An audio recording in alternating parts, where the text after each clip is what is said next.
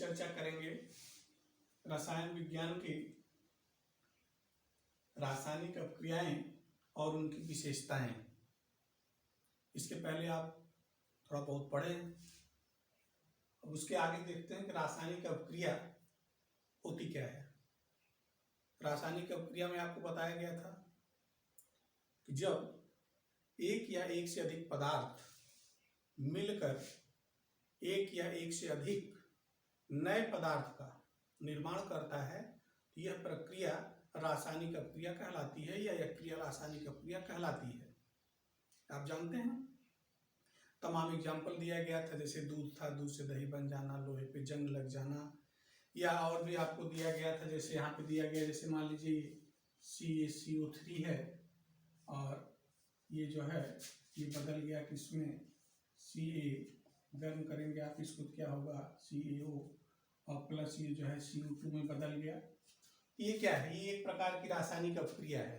इसको हम क्या कहेंगे? रासायनिक अपक्रिया कहेंगे। क्यों?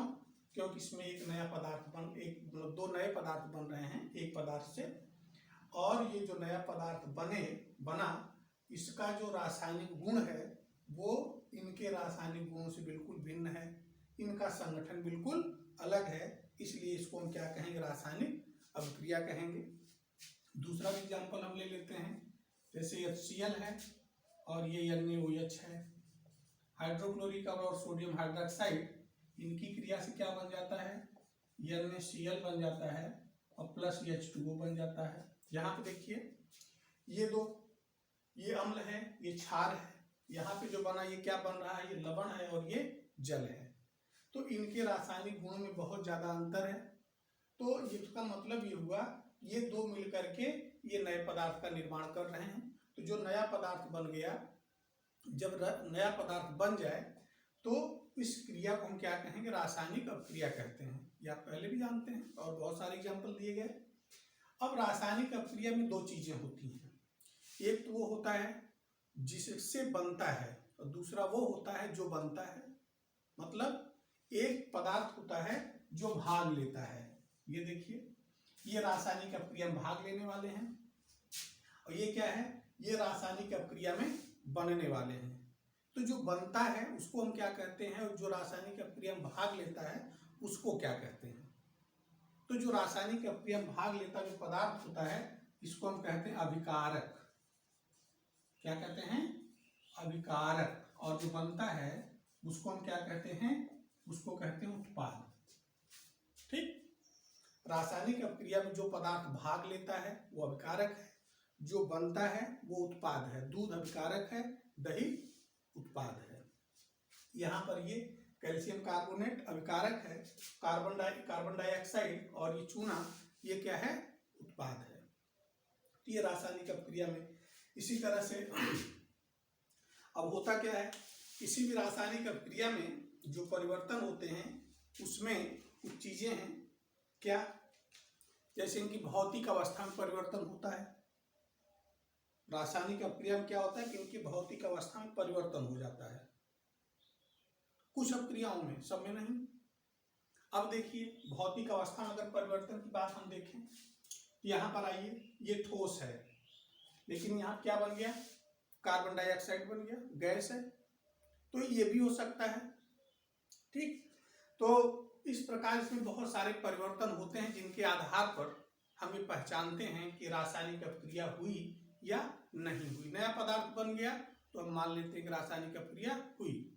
तो आज हम इसी का अध्ययन करेंगे कि हम कैसे ये पहचानें कि रासायनिक अपक्रिया हुई कि नहीं हुई, कौन कौन से लक्षण हो सकते हैं, कौन सी विशेषताएं, सामान्य विशेषताएं हो सकती हैं जिनके आधार पर हम कह सकते हैं कि रासायनिक अपक्रिया हुई। तो आइए हम इनका एक एक करके करते हैं अध्ययन क्या है। तो पहला जो दिखाई पड़ता है रासायनिक अपक्रिया की विशेषता में वो होता है अवस्था परिवर्तन। क्या है? अवस्था परिवर्तन।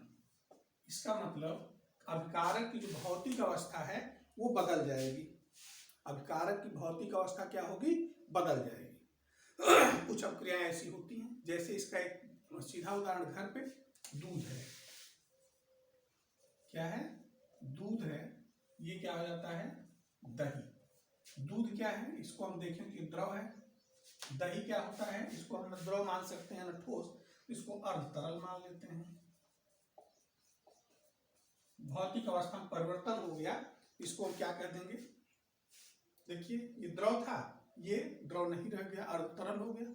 इसका मतलब भौतिक अवस्था बदल गई, मूल संगठन तो बदला ही।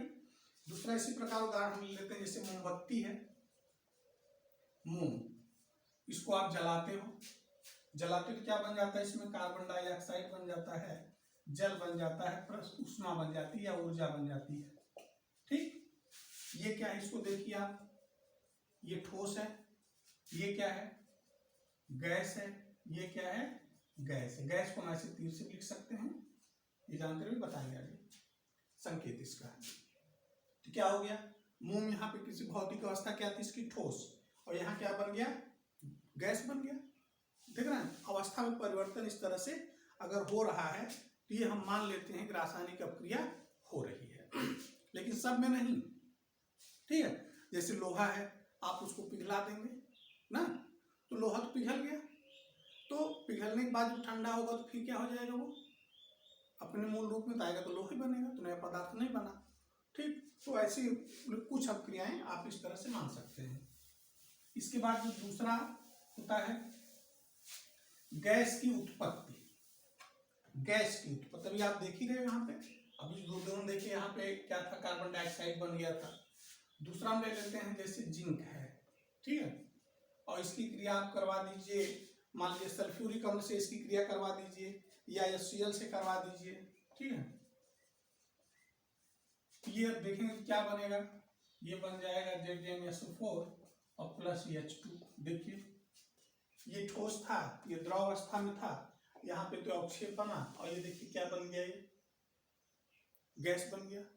तो गैस की उत्पत्ति भी होती है। इसी तरह जैसे अभी आप लिखे थे इसका CO3 का भी आप अभी लिखे थे, इसके पहले भी लिखे थे। ठीक, यहाँ देखिए CO2 बन रहा है, गैसें बन रही हैं। इसी प्रकार बहुत सारी इस तरह से आप अपक्रिया देख सकते हैं, जिसमें क्या होता है, जैसे किसी भी धातु की क्रिया जो अम्ल से कराते हैं, ये अम्ल है, जैसे इसी की क्रिया भी हम HCl से करवा दें, हाँ, Zn plus 2HCl equal to क्या हो जाएगा, ZnCl2 प्लस H2 हो गया। देखिए यहाँ गैस बन गई।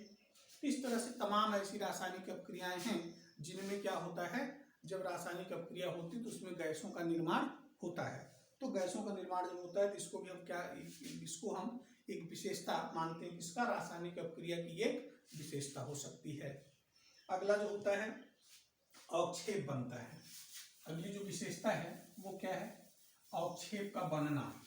ये अवक्षेप क्या होता है, अवक्षेप का बनना, ये भी है। अवक्षेप जो होता है वो एक ठोस पदार्थ होता है। कुछ रासायनिक अपक्रियाओं में ऐसा होता है कि रासायनिक अपक्रिया में कुछ पदार्थ ऊपर आ जाता है, कुछ नीचे ठोस के रूप में या ठोस के रूप में नीचे बैठ जाता है। इसका एक उदाहरण आप घर पे देखें, जैसे चूना होता है, उसको आप जब पानी में डाल देते हो तो थोड़ी देर छोड़ देते हो ऐसे, तो धीरे धीरे धीरे चीज नीचे जाकर के क्या होता है, बैठ जाता है। तो एक प्रकार का अवक्षेप है वो। तो बहुत सारी रासायनिक अपक्रियाओं में क्या होता है कि अवक्षेप बनता है जो बर्तन की पेंदी में जाकर के बैठ जाता है, जिससे भी हमें कह सकते हैं कि रासायनिक अपक्रिया हो रही है। ठीक है, तो अब इसके लिए उदाहरण जैसे मान लेते हैं नमक है। ठीक, रासायनिक उदाहरण ले लीजिए, NaCl, इसकी क्रिया आप सिल्वर नाइट्रेट से करा दीजिए, क्या बन जाएगा, ये टूटेगा और टूट करके क्या बना देगा, AgCl बना देगा। ठीक है, अवक्षेप को ऐसे तीर से नीचे की तरफ प्रदर्शित करते हैं, और प्लस क्या बन जाएगा, NaNO3 बन गया। देखिए ये सिल्वर क्लोराइड का क्या बन गया, अवक्षेप बन गया। ये नीचे जाकर के पेंदी में बैठ जाएगा। तो रासायनिक अपक्रिया हुई, मूल संगठन तो इसका बदला ही, नया पदार्थ बना, सब कुछ हो रहा है, और साथ में अवक्षेप बन रहा है। तो अवक्षेप बना तो इससे भी हम अनुमान लगा सकते हैं कि रासायनिक अपक्रिया हो रही है। दूसरा एग्जाम्पल हम लेते हैं, जैसे बेरियम क्लोराइड है, BaCl2, इसकी क्रिया आप सल्फ्यूरिक अम्ल से करवा दीजिए, ये क्या होता है, ये टूट करके नया पदार्थ क्या बनाएगा, बैरियम सल्फेट बनाएगा। ये अवक्षेप है, ये नीचे बैठ जाएगा और क्या हो जाएगा, 2HCl बन जाएगा। ठीक, तो इस प्रकार क्या हो जाएगा, ये यहाँ पे अवक्षेप बन रहे हैं जो नीचे की तरफ बर्तन की पेंदी में या परख नली में जैसे भी आप प्रयोग करें तो नीचे जाकर के उसमें बैठेंगे। तो ये अवक्षेप बनना, ये भी क्या है, रासायनिक क्रियाओं को क्या है, उदाहरण है, मतलब ये एक विशेषता है। इससे हम ये कह सकते हैं कि रासायनिक क्रियाओं में पदार्थ के मूल संगठन के साथ अवक्षेप भी बन सकता है, कुछ क्रियाओं में अवक्षेप बन रहा है। ठीक, और अगला है ताप में परिवर्तन। क्या है, कुछ रासायनिक क्रियाएं ऐसी होती हैं उनके ताप में परिवर्तन हो जाता है। ठीक है, कुछ रासायनिक क्रियाओं की क्या होता है, ताप में परिवर्तन हो जाता है। अब क्रियाओं के लिए ताप में क्या होता है, जैसे उष्मा या तो उनकी बढ़ जाती है या कहीं कहीं आप देखते हैं ठंडा लगने लगता है। ठीक, जैसे आप देखिए घर पे आप ये चूने का एग्जाम्पल आप देखो, इसमें क्या है, ये चूना है, इसको आप पानी में डालते हो, क्या बनता है, ये बनता है कैल्शियम हाइड्रोक्साइड, और प्लस क्या होता है, आप देखे हो वो उबलने लगता है ना तो आप उसको गर्म कर रहे हो, ना तो आप कहीं से उसको उष्मा दे रहे हैं, किसी प्रकार की उष्मा आप उसको नहीं दे रहे हो, फिर भी क्या होता है, उसका ताप काफी बढ़ जाता है, मतलब उसमें अगर आप हाथ डाल दें तो आप फफोले पड़ सकते हैं, इतना गर्म हो जाता है। तो अब देखिए क्या हुआ, ताप में परिवर्तन हो गया। ठीक है, ये भी उदाहरण है अब क्रियाओं का, मतलब क्रियाओं का ये भी विशेषता है। तो ये आप देख रहे हैं कि इसमें क्या हो रहा है, उष्मा का उत्पादन हो जा रहा है। ठीक, अगला आप देख सकते हैं रंग में परिवर्तन। रंग में परिवर्तन हो सकता है, जो आप पदार्थ लिए हैं, अभिकारक जो लिए हैं, जब उत्पाद बनेगा तो उनके जो मतलब जो उत्पाद बनेगा, जो परिवर्तन होगा, उसमें उसका रंग भी बदल जाता है। बहुत सारी क्रियाएं आप देख सकते हैं, जैसे आप लाल दवा का नाम सुने होंगे, क्या नाम सुने हैं लाल दवा का, पोटेशियम परमैंगनेट। ठीक है, इसमें आप अम्ल, कोई भी अम्ल, वैसे अम्ल नहीं है तो आप घर पे नींबू ले सकते हो, नींबू का रस इसमें डाल दो, जैसे जैसे आप इसमें रस डालते जाएंगे क्या होता जाएगा, इसका रंग बदलता जाएगा और क्या हो जाएगा, ये रंग मतलब कम होता जाएगा और ये रंगहीन हो जाएगा, इसका रंग उड़ जाएगा। ये क्या है, ये देख रहे हैं, ये भी क्या है, ये पोटेशियम परमैंगनेट से जब अम्ल ने क्रिया किया तो पोटेशियम परमैंगनेट का रंग क्या होता है, तो गहरा लाल खून जैसा होता है। ठीक, लाल दवा के नाम से इसको जाना जाता है। ठीक, घाव लगता है या घाव को धोने के लिए इसका उपयोग होता है, पट्टी उट्टी बांधने के होता है। तो जब इसकी क्रिया अम्ल से होती है तो ये क्या होगा, बिल्कुल पानी की तरह, इसका रंग क्या हो जाएगा, पानी जैसा हो जाएगा। तो ये बातें होती हैं, ये इतनी कुछ है। जैसे आपने देखा कि क्या, ये रंग में परिवर्तन, ताप में परिवर्तन, उसका जो है अवक्षेप का बनना। ठीक है, तो ये सारी ऐसी कुछ गैसों का उत्पादन, ये कुछ ऐसे लक्षण हैं जो रासायनिक क्रियाओं में सामान्य तौर पर पाए जाते हैं, देखे जाते हैं। अब ये नहीं है कि सारे लक्षण एक ही में देखे जाएं, ऐसा नहीं है, लेकिन अगर हम ऐसे मिलाएं तो ये सारे लक्षण, इन लक्षणों में से कोई न कोई लक्षण किसी न किसी रासायनिक क्रिया में रहता है। अब यहाँ आप देखिए रासायनिक क्रियाओं को हम लिखते हैं, इसके लिए आप कुछ चीजें देख लें। जैसे अभी लिखा जाएगा, इसके आगे जो लिखा जाएगा, जैसे ये है, यहाँ लिख दिया जाएगा यस कोष्टक में, यहाँ लिखा जाएगा यल कोष्टक में। ठीक है, तो इसका क्या मतलब होता है, तो कुछ संकेत हैं रासायनिक क्रियाओं को लिखने के लिए, उनको आज आप देख लीजिए। ठीक, वो क्या हो सकते हैं, जैसे देखिए पदार्थ की भौतिक अवस्था क्या हो सकती है, ठोस हो सकती है। दूसरा क्या हो सकता है, द्रव हो सकता है। तीसरा क्या हो सकता है, गैस हो सकता है। तीसरा क्या हो सकता है, जलीय विलयन हो सकता है। पदार्थ द्रव नहीं है, ठोस है, लेकिन पानी में घोल दिया गया है, घोल दिया गया तो द्रव तो मतलब ठोस तो नहीं रह जाएगा ना, लेकिन द्रव भी नहीं है क्योंकि तो पानी में घोला गया, तो उसको कहेंगे जलीय विलयन, उसको कहते हैं जलीय विलयन, ठीक है।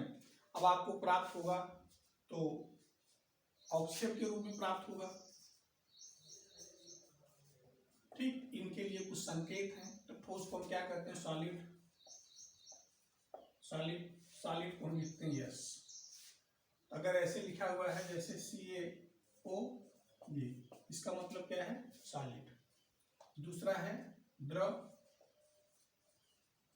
लिक्विड है, इसके लिए क्या लिखते हैं? कोष्टक में ऐसे नीचे L। गैस है, गैस के लिए हम क्या लिखते हैं? ऐसे तीर लगा देते हैं, ठीक। जलीय विलयन है, इसके लिए क्या लिखते हैं? एक्वस सॉल्यूशन, ठीक है। अवक्षेप है, इसके लिए क्या करते हैं? ऐसे नीचे की तरफ एक तीर लगा देते हैं। इस प्रकार ये रासायनिक अपक्रिया की कुछ विशेषताएं हैं। अब हम रासायनिक अपक्रियाओं को कैसे, इनसे हम समीकरण कैसे बनाते हैं